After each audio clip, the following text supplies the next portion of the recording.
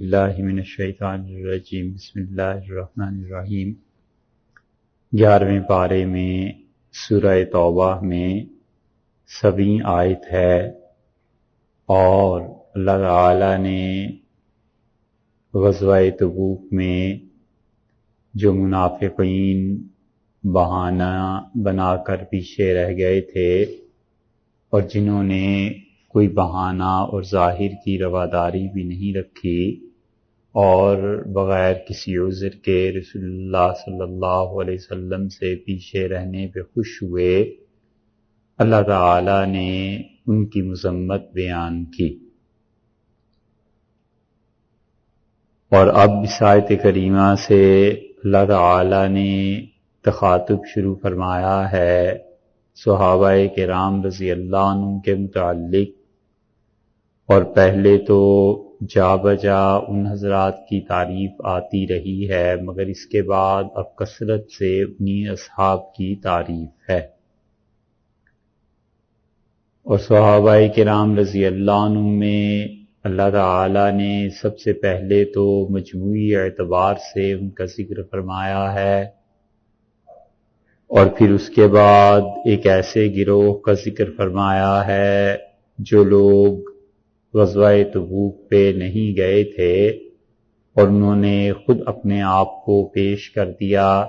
کہ ہم سے یہ کوتاہی ہو گئی ہے اور اللہ ہماری توبہ کو قبول کرے۔ پھر تیسرا گروہ اللہ نے ذکر فرمایا ہے، اور وہ لوگ تھے جو 3 تھے، اور محض اپنی سستی کی وجہ سے وہ اللہ کی راہ میں نہیں نکلے۔ اور پھر اللہ تعالی نے صحابہ کرام رضی اللہ عنہ میں سے تیسرے گروہ کے بعد پھر چوتھے گروہ کا بھی ذکر فرمایا ہے، اور وہ لوگ وہ ہیں جن لوگوں نے مسجد کو قائم کیا، تقوی کے ساتھ رہے۔ اور پھر اس چوتھے گروہ کے بعد پھر اللہ نے تیسرے گروہ کا دوبارہ ذکر فرمایا ہے، اور اس تیسرے گروہ کے متعلق پہلے تو یہ کہہ دیا تھا کہ یہ ایسے لوگ ہیں جن کا معاملہ بھی التوا میں ہے،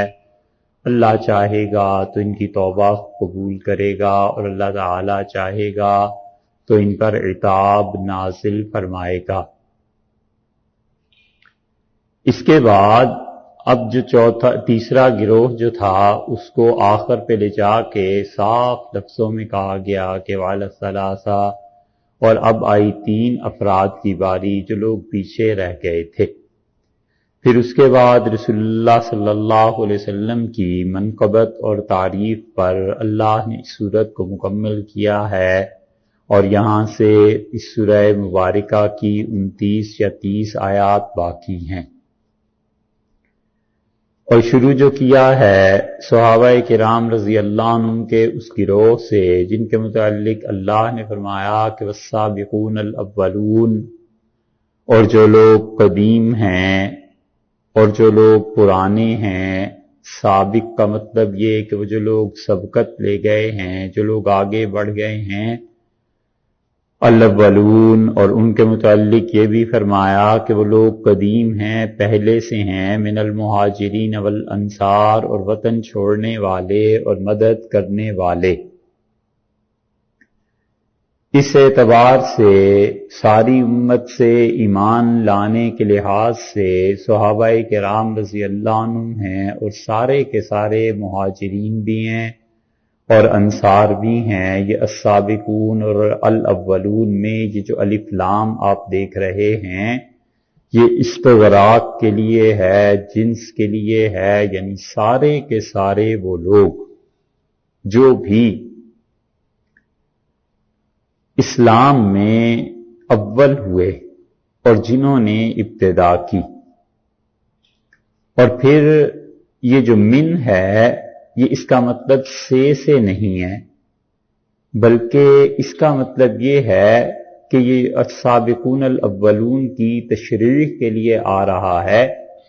کہ سابقون الاولون میں سے جو بھی سابق اور مقدم ہیں، یعنی من کا مطلب یہ ہو گیا کہ یہاں پر جتنے بھی حضرات ہیں، اور اس آیت میں جو تعریف آئی ہے سارے صحابہ کرام رضی اللہ عنہم اس کے مصداق ہیں، سارے صحابہ رضی اللہ عنہم پہ یہ بات سچی آتی ہے کہ ان میں دو گروہ مہاجرین اور انصار، ان دونوں میں سے جن لوگوں نے نصرت میں اولیت حاصل کی اور جنہوں نے ہجرت میں اولیت حاصل کی۔ اب سابقون الاولون ہیں کون؟ اس پہ محدثین کی اور مفسرین کی خاصی بحث ہے، اور ایک گروہ اس طرف گیا ہے کہ وہ کہتے ہیں کہ جن لوگوں نے ہجرت کی مہاجرین میں آ گئے، یہ سارے کے سارے، مہاجرین کا تو کوئی استثناء وہ کرتے نہیں، اور انصار میں سے البتہ وہ کہتے ہیں کہ جس نے بھی دونوں قبلوں کی طرف نماز پڑھی، بدر سے پہلے جب حکم نازل ہو گیا تھا تحویل قبلہ کا، تو اس سے پہلے لوگ نماز پڑھتے تھے بیت المقدس کی طرف، جیسے کہ دوسرے پارے میں یہ بات گزر چکی ہے۔ تو جو لوگ قبلتین کی طرف نماز پڑھتے رہے ہیں، یہ سب کے سب سابقون الاولون میں سے ہیں، اور کچھ حضرات کا خیال یہ ہے کہ اس سے مراد وہ تمام صحابہ کرام رضی اللہ عنہم ہیں جو بدر میں شامل ہوئے، چاہے وہ مہاجرین میں سے تھے اور چاہے وہ انصار میں سے تھے۔ اور یہ دونوں اقوال تاریخ کے اعتبار سے قریب قریب کے ہیں، کیونکہ جب تحویل قبلہ کا حکم نازل ہوا ہے تو اسی کے کچھ عرصے کے بعد بدر کی معرکہ بھی پیش آیا اور وہ لوگ بھی آئے، تو اس کا مطلب یہ ہوا کہ یہ قریب قریب دونوں کا مطلب اور مفہوم آخر پہ ایک ہی بن جاتا ہے۔ اور اس میں امام رازی رحمۃ اللہ علیہ نے بڑی اچھی بات لکھی ہے۔ امام رازی رحمۃ اللہ علیہ کہتے ہیں کہ یہ دیکھ لینا چاہیے کہ مہاجرین تو سب کے سب اس میں وہ لوگ ہیں جنہوں نے ہجرت میں سبقت کی ہے، اور انصار میں وہ ہیں جنہوں نے ان صحابہ کرام رضی اللہ عنہ کی مدد کرنے میں سبقت کی ہے حاصل، یعنی ابتدائی طور پر جن لوگوں نے رسول اللہ صلی اللہ علیہ وسلم کی مدد کی، اور اس میں بیعت عقبہ اولا اور بیعت عقبہ ثانیہ جو ہوئی ہے وہ صحابہ کرام رضی اللہ عنہ شامل ہوئے، اور بیعت عقبہ اصل میں یہ ہوئی ہے کہ عقبہ کہتے ہیں گھاٹی کو، عقبہ کا لفظ جو ہے وہ گھاٹی کے لیے استعمال ہوتا ہے، اور مینا میں اگر آپ حج کے موقع پر کبھی جانے کا اتفاق ہو یا آپ عمرے کے لیے کبھی جائیں تو وہاں پر مینا کے علاقے میں جو پہاڑ ہیں، ان پہاڑوں کی گھاٹی میں رسول اللہ صلی اللہ علیہ وسلم مینا کے دنوں میں جب جاتے تھے اور اسلام کا پیغام دیتے تھے تو قبیلہ خزرج کے اور اوس کے لوگ وہاں آتے تھے، اور ان کا ایک خاص ٹھکانہ جگہ تھی جہاں پر وہ ٹھہرتے تھے۔ اور ترکوں نے اپنے زمانے میں جہاں پر یہ بیعت ہوئی ہے اور ان لوگوں نے اسلام قبول کیا ہے، وہاں پر انہوں نے ایک مسجد بھی بنا دی ہے، اور اب تک وہ مسجد قائم ہے، چند برس پہلے تک بھی قائم تھی۔ یہاں پر رسول اللہ صلی اللہ علیہ وسلم گئے ہیں، اور حضرت مصعب بن عمیر رضی اللہ عنہ یہاں پر اسلام انہوں نے قبول کیا، اور مصعب بن عمیر رضی اللہ عنہ بھی گئے ہیں۔ حضرت اسعد بن زرارہ رضی اللہ عنہ کا جو نام آتا ہے، تو اسعد بن زرارہ رضی اللہ عنہ وہ ہیں جو اپنے قبیلے کے سردار تھے اور خزرج سے آئے تھے، انہوں نے بھی اسلام قبول کیا، اور رسول اللہ صلی اللہ علیہ وسلم سے درخواست کی کہ آپ ہمارے ساتھ کسی کو بھیجیں جو دین کا سبق ہمیں پڑھا دے، تو حضرت مصعب بن عمیر رضی اللہ عنہ کو بھیجا گیا ہے۔ مصعب بن عمیر رضی اللہ عنہ مکی ہیں، یہ انصاری نہیں ہیں، یہ مہاجر ہیں، اور حضرت مصعب بن عمیر رضی اللہ عنہ جو وہاں پر گئے ہیں تو ان کا لقب مقری پڑ گیا، پھر اگلے مقری یعنی پڑھانے والا، اور اگلے سال پھر یہ لوگ واپس آئے ہیں، اور یہ 80 سے زیادہ لوگ تھے، اور انہوں نے اسلام کو قبول کیا ہے، اور پھر ہوتے ہوتے مدینہ منورہ کے ایک ایک گھر میں اسلام پہنچ گیا، اور ان لوگوں نے جمعے کو قائم کیا ہے۔ حضرت اسعد بن زرارہ رضی اللہ عنہ نے اپنی زمینوں میں جگہ دے دی تھی اپنے قبیلے میں، اور یہ 40 کے قریب افراد ابتدا میں جمع ہوئے اور انہوں نے جمعے کو قائم کیا۔ اسی لیے امام شافعی رحمۃ اللہ علیہ کہتے ہیں کہ جمعہ 40 مسلمان جہاں بھی اکٹھے ہو جائیں وہاں پڑھا جا سکتا ہے، وہ اس سے دلیل لیتے ہیں، اور حنفی فقہا کہتے ہیں کہ شہر میں پڑھا جائے گا، جمعہ گاؤں میں نہیں پڑھا جا سکتا، اور شہر میں اگر 4 آدمی بھی 3 آدمی بھی جمع ہو گئے ہیں تو وہ نماز جمعہ پڑھ سکتے ہیں۔ تو اللہ تعالیٰ نے ان کی منقبت میں انصار کی آیت نازل فرمائی کہ انصار میں سے جن لوگوں نے نصرت کا آغاز کیا ہے، اور یہ جو بیعت رسول اللہ صلی اللہ علیہ وسلم کی ہوئی ہے،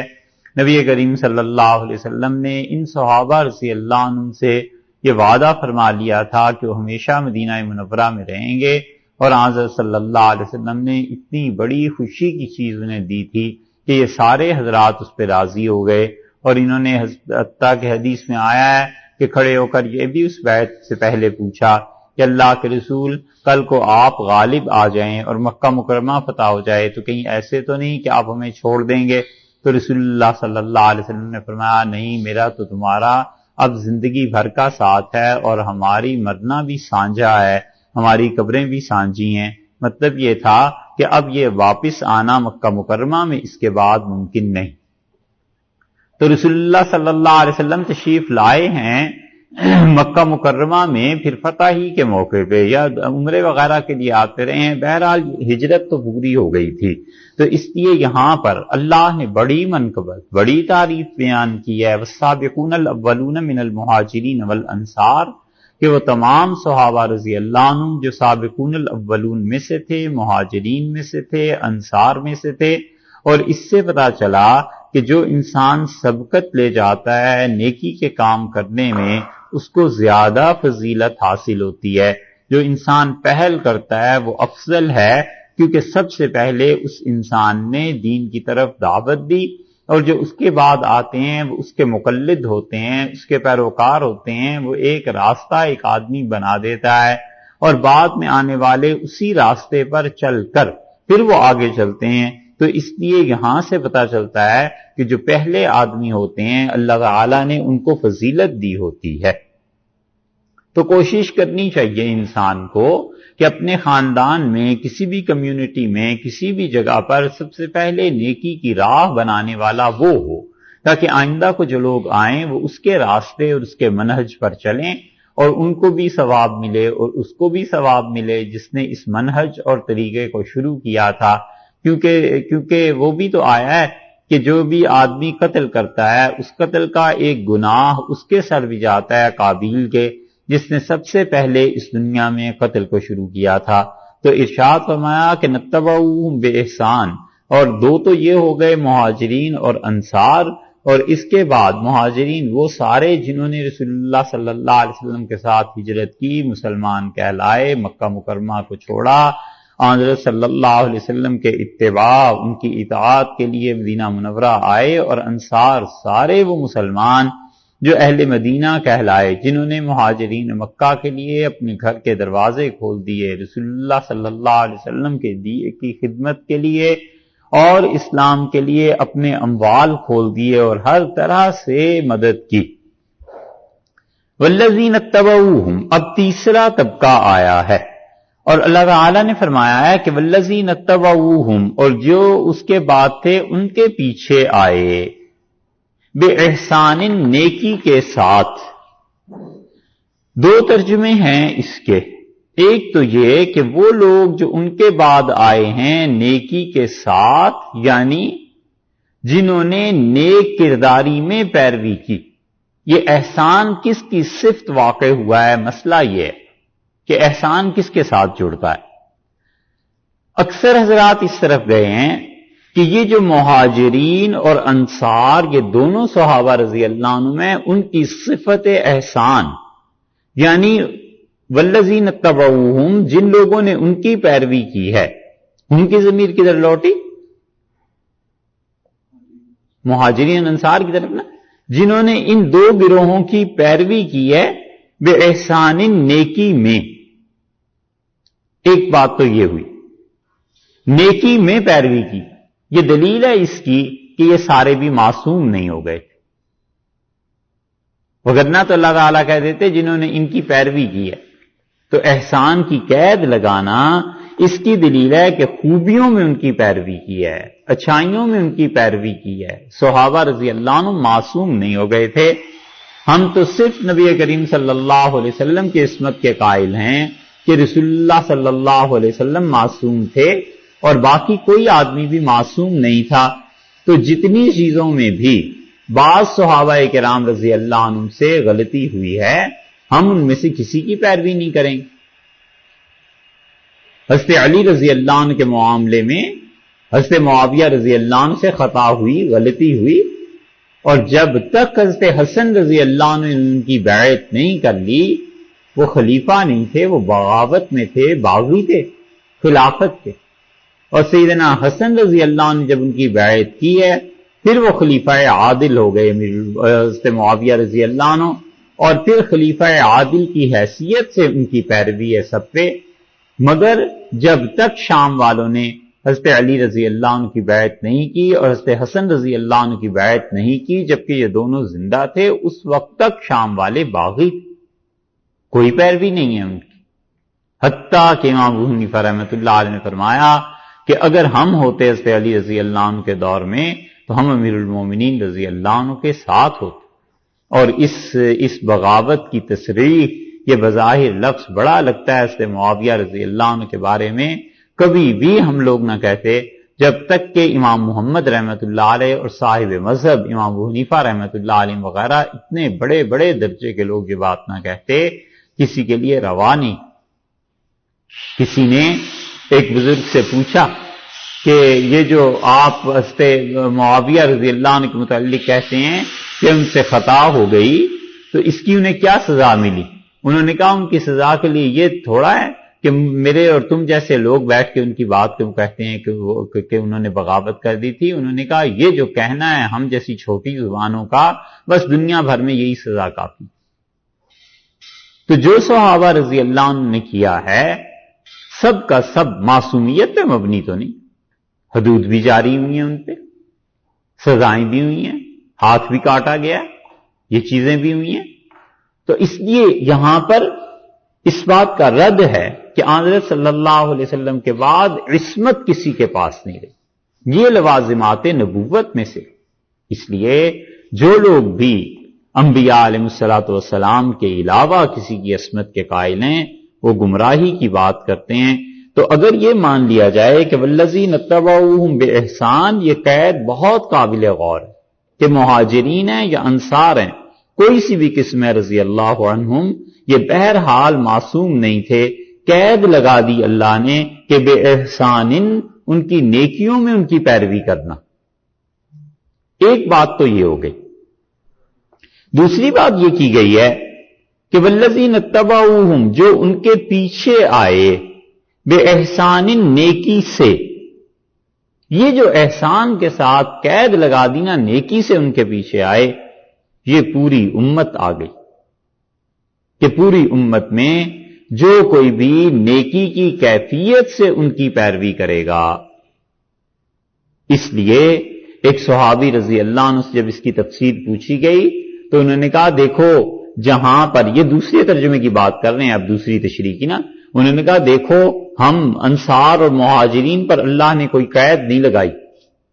اللہ تعالیٰ نے کچھ نہیں کہا، اللہ نے کہا کہ ہماری پیروی کی جائے، اور ان سے کہا اپنے شاگردوں سے کہ تم تابعی ہو، تمہارے لیے اللہ نے قید لگا دیا ہے کہ والذین تبعوہم، جنہوں نے صحابہ کرام رضی اللہ عنہم کی پیروی کی، بے احسان، نیکی کے ساتھ، اچھائی کے ساتھ۔ یہ احسان کی بات بعد میں کرتے ہیں کہ کیا چیز ہے یہ، لیکن یہ قید آ گئی تابعین کے لیے، اور تابعین کے لیے آئی تو پھر پوری امت کے لیے آ گئی۔ اس طرف گئے ہیں شاہ ولی اللہ محدث دہلوی رحمۃ اللہ علیہ ازالۃ الخفا میں، اور شاہ صاحب کہتے ہیں کہ جنہوں نے بھی صحابہ کرام رضی اللہ عنہ کی پیروی کی ہے احسان کی کیفیت کے ساتھ، یہ سب کے سب لوگ بخشے گئے۔ اور شاہ عبد القادر صاحب رحمۃ اللہ علیہ نے اپنے ترجمے میں بھی یہی کہا کہ والذین اتبعوہم، اور جو ان کے پیچھے آئے، بے احسان، نیکی سے، جن لوگوں نے بھی نیکی کے ساتھ پیروی کی ہے، ان سب کو ملا کیا؟ رضی اللہ عنہم ورضوا عنہ، یہ سب کے سب اللہ سے راضی ہوئے، ورضوا عنہ، اور اللہ ان سے اللہ تعالیٰ سب سے راضی ہوا اور یہ سب اللہ سے راضی ہوئے۔ یہ رضا اللہ کی انتہائی مقام تھا جو صحابہ کرام رضی اللہ عنہ کو ملا ہے۔ اور اب دوسرے ترجمے کے مطابق دیکھیں تو کتنی بڑی بشارت ہے یہ پوری امت کے لیے۔ اللہ نے فرمایا جو کوئی بھی صحابہ رضی اللہ عنہ کی پیروی کرے گا، کس چیز کے ساتھ؟ انہوں نے کہا ہے کہ پیروی کرے گا احسان کی کیفیت کے ساتھ۔ تو احسان کی کیفیت کے ساتھ صحابہ کرام رضی اللہ عنہ کی پیروی کرنا نیکی کے ساتھ۔ اور اس میں جتنے بھی اساتذہ تھے ہمارے، ہم نے ان سے اس آیت کے متعلق پوچھا اور ہم نے کہا یہ جو احسان اللہ نے یہاں پر کہا ہے، کیا اس سے مراد وہ چیز ہے یا وہ چیز بھی لی جا سکتی ہے جو صحیح حدیث میں، حدیث جبریل میں آئی ہے ہر جگہ پہ، کہ جبریل امین نے آ کے پوچھا رسول اللہ صلی اللہ علیہ وسلم سے کہ اسلام کیا ہے، ایمان کیا ہے، اور تیسری چیز انہوں نے پوچھی احسان کیا ہے۔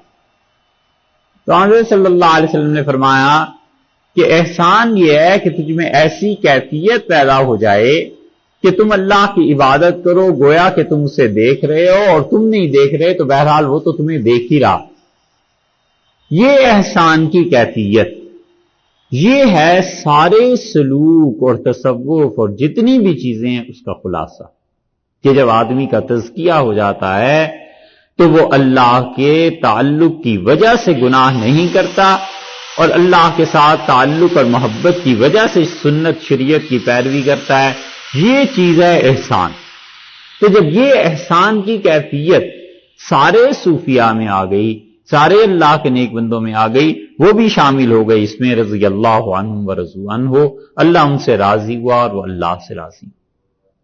اتنی بڑی آیت ہے یہ کہ انسان سوچے صحابہ کرام رضی اللہ عنہ کے ساتھ اٹھا کر اللہ نے امت کو ملا دیا ہے۔ اللہ نے فرمایا ان کی پیروی کرنا، اور احسان کی کیفیت کے ساتھ جب تم پیروی کرتے رہو گے تو یہ چیز تمہیں وہاں تک لے جائے گی۔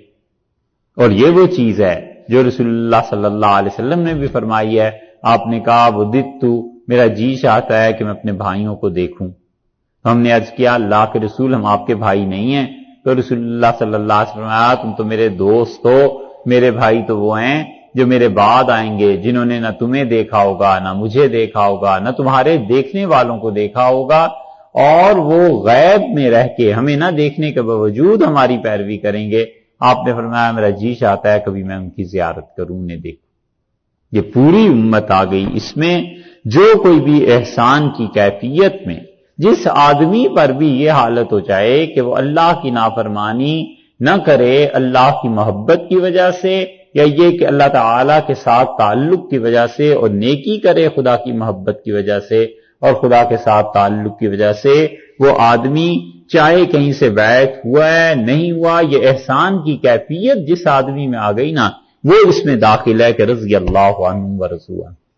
اللہ اس سے خوش ہے اور وہ اللہ سے خوش ہیں۔ یہ قیامت تک کے لیے اللہ تعالیٰ نے اس آیت میں پوری امت کو یہ اپرچونٹی دے دی کہ تم چاہو تو اپنے آپ کو اس آیت میں شامل کر لو، اور ہم تم سے راضی اور خوش ہیں۔ اللہ کی رضا، اللہ کی طرف سے رضا کا مطلب یہ ہے کہ اللہ نے ان کے ایمان کو قبول کر لیا۔ یہ ہے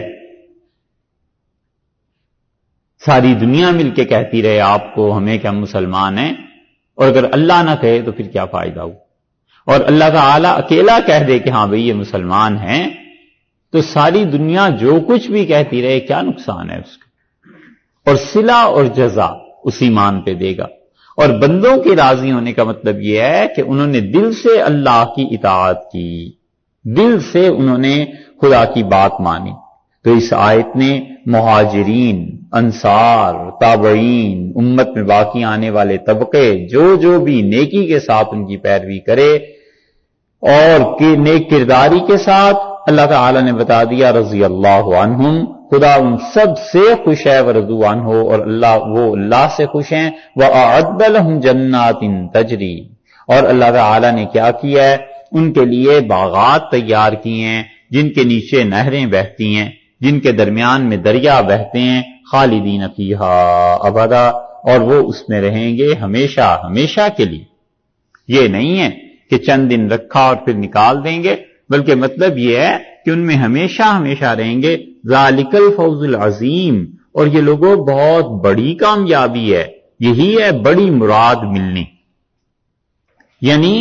یہ بہت بڑی مراد ہے جو ہم تم لوگوں کو دے رہے ہیں، یہ بہت بڑا احسان ہے، یہ بہت بڑا انعام ہے جو ہم تم لوگوں پر کر رہے ہیں۔ تو اس کا مطلب یہ ہوا کہ انسانوں کا ایک درجہ تو وہ ہے کہ دل مانے یا نہ مانے مگر اللہ تعالی کے احکامات کی اتباع کرتا رہے، دل چاہے یا نہ چاہے خدا کی بات مان کے چلتا رہے۔ یہ تقویٰ کا آغاز سمجھ لیجئے، جو بالکل مبتدی ہوتے ہیں، تقویٰ کے شروع کرنے والے ہوتے ہیں، یہ ان کا مقام۔ اور پھر دوسرا مقام یہ ہے کہ اللہ تعالی کے احکامات، خدا کی تقدیر جب بندے پر نافذ ہو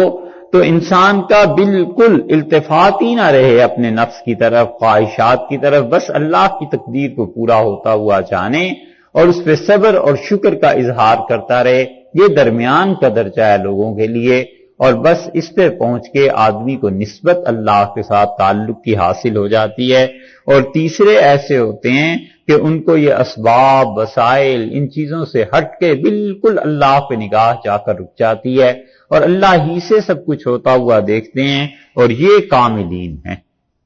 اسی لیے امام راضی رحمت اللہ علیہ نے، امام غزالی رحمت اللہ علیہ نے اس آیت کو ایک جگہ لکھا ہے اور وہ کہتے ہیں کہ رضا سے اوپر کوئی مقام نہیں۔ نبوت بس وہ تو چیز ہی ایک الگ ہے، باقی انسانوں کے لیے اللہ کی خوشی سے بڑا کوئی مقام نہیں ہے، کیونکہ انسانوں میں سب سے اچھے تو انبیاء علیہ السلام تھے۔ ان کا تو رسالت کا مقام تھا، وہ تو بات ہی الگ ہو گئی، وہ تو کیٹیگری الگ ہو گئی۔ اور دوسری کیٹیگری آ گئی ان لوگوں کی جو لوگ امتی ہیں، صحابہ رضی اللہ عنہ میں ہر نبی علیہ الصلوۃ والسلام کے صحابہ افضل آدمی تھے، بزرگ تھے، اور ان کے لیے اللہ نے رضا کا مقام فرمایا کہ رضی اللہ عنہ۔ تو اللہ کی رضا بہت بڑی چیز ہے جس کو بھی حاصل ہو جائے۔